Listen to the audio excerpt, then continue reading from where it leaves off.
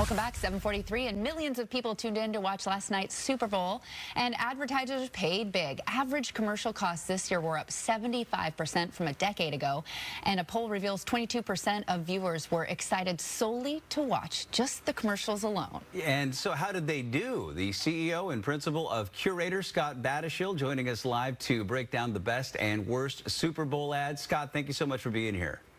Oh, my pleasure. Good to see you. Yeah, good to see you too. So you liked Dunkin Donuts, you liked BetMGM, the Google Pixel ad, and the Volkswagen ads. But let's start with Dunkin Donuts. I mean, what makes this one stand out particularly?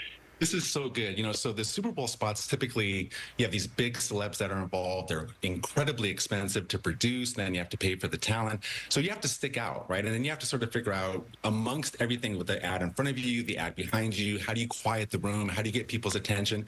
So this one was not only funny, which is hard to do. It's hard to be funny with a broad audience. But, it's Dunkin' Donuts is kind of a low price point. So there's not a whole lot you have to do beyond awareness. And this spot kind of nailed it. It was a funny spot for sure. So next we had to talk about the BetMGM's commercial featuring Tom Brady. Tell us a little bit more about that one. Well, Tom Brady wins a lot, right? So, and we could all use to win a little more in our lives. And so I thought the spot did a really nice job of highlighting why it's easy to bet with them, this new process they have going on. But it was also really funny, right? It was very much like the other one in terms of big name celebs. Vince Vaughn was fantastic in that. Wayne Gretzky was in that spot. And then Tom Brady was fantastic in the spot too. I mean, I don't know if you saw the one with the pool stick behind his back and the clothes. It was just one of those kind of funny, classic, stand out, talk about it the next day commercials. It was fantastic. The Google Pixel ad definitely caught my attention and yours as well. What made that one stand out? We've talked in the past, Bill. I love when I'm visiting friends at Palm Springs right now, so we had a big watch party for the game. And whenever you have the kind of a loud room and people are milling around, when the room gets quiet because the spot comes on, that spot did that. And so it quieted the room, people tuned in. But also they were announcing a new kind of complicated technology with AI. And when you can do it in a way that people understand it, it's an expensive product, but people get why they should buy it, just a call to action, that's a really good spot. And they did a nice job with that. It kind of pulled on your heartstrings. It was emotional, but you can kind of see how it would work for you. It was really good. Yeah, it definitely kept people glued to the TV watching that. So let's talk about Volkswagen. What made that ad stand out?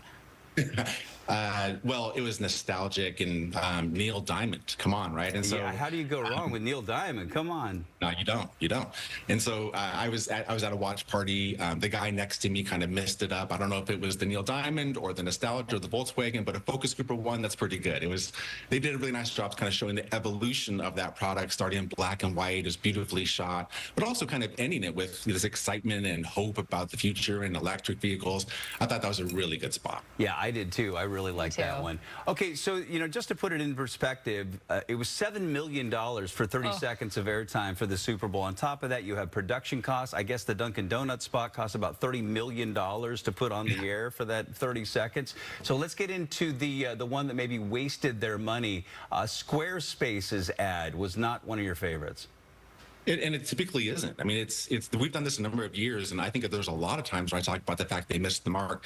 They have this product, and we use it a lot at my firm. It's a very good product. They do a really nice job, and then they do these spots that are very highly produced. I think Martin Scorsese produced this and directed it. They never talk about the product. They at no point did they talk about the product or what it does or what its benefit is. So you have this massive audience that's watching the game. A lot of people that have side hustles and different gigs that they can sort of create websites for inexpensively and really well done. It's a beautiful product. They never talk about it. So it's one of those spots where you watch and have no idea what you just watched. Right. And that's the thing. If you can remember the spot and you can't remember the product, in some ways that has to be a fail when you're talking about all the money that you're putting up just to get it out there, right? When you think about, to your point, you talked about a $7 million ad buy, and then you have the money they spent with Scorsese, which had to be significantly more than even the ad buy, and then the production cost. So you really want, typically in our world, you want a 3-to-1 ROI, a 3-to-1 return on investment. So if you're spending $30 million for a spot, you want $90 million in sales to justify it. I can't believe they're going to get that from that spot. Absolutely. Those are huge numbers. Scott Battishill, always a pleasure to have you, my man. Oh, it's a pleasure for me too. Good seeing you both. Yeah, good to see you as well.